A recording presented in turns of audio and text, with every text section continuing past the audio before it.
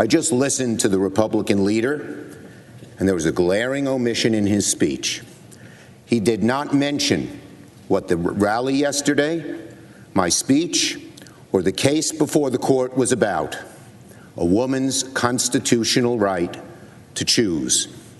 To the women of America, what we're talking about here, what I am fighting for here, is your right to choose. An issue, of course, Leader McConnell completely ignored in his speech.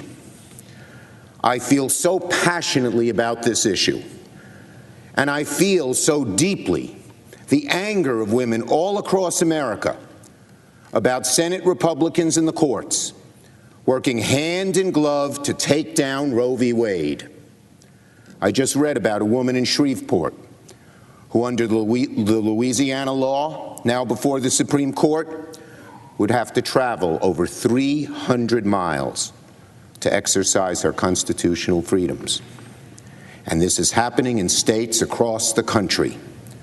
Republican state legislatures are restricting a woman's right to choose so severely as to make it non-existent.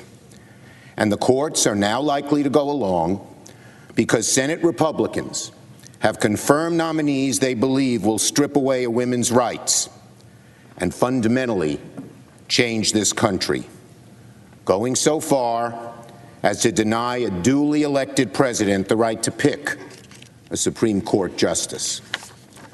Republicans are afraid here in the Senate to confront this issue directly, so they try to accomplish through the courts what they'd never accomplish in the court of public opinion, and they leave women out in the cold.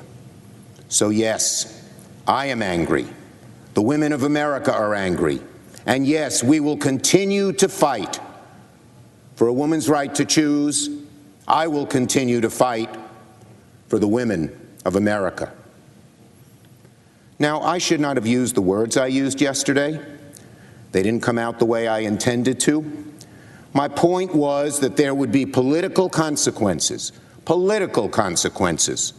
for President Trump and Senate Republicans if the Supreme Court, with the newly confirmed justices, stripped away a woman's right to choose. Of course, I didn't intend to suggest anything other than political and public opinion consequences for the Supreme Court, and it is a gross distortion to imply otherwise. I'm from Brooklyn. We speak in strong language. I shouldn't have used the words I did, but in no way was I making a threat. I never would do such a thing. And Leader McConnell knows that.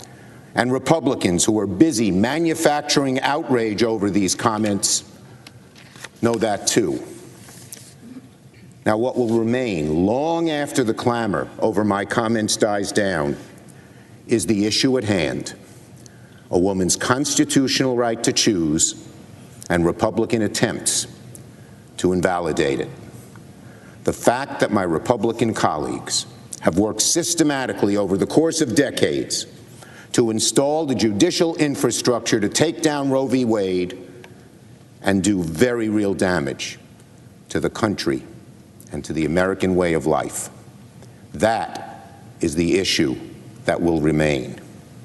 And I owe an obligation to the women of America to fight for their constitutional rights.